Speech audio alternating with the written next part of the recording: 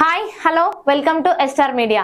సాధారణంగా మనందరికీ ఏ ఆరోగ్య సమస్య వచ్చినా మొదటగా గుర్తుకొచ్చేది డాక్టర్లే. మరి అలాంటి డాక్టర్లే వైద్యపరంగా ఏ చిన్న తప్పు చేసినా వారికి కూడా శిక్ష పడుతుంది అనే విషయం మీకు తెలుసా?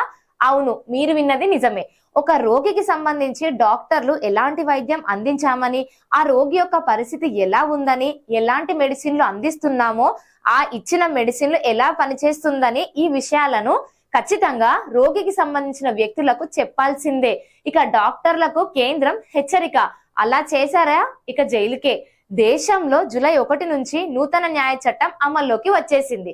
ఇక నిర్లక్ష్య వైద్యంతో రోగి మరణానికి కారణమయ్యే వైద్యులకు 5 ఏళ్ల వరకు జైలు శిక్ష పడే ఛాన్స్ ఉంది.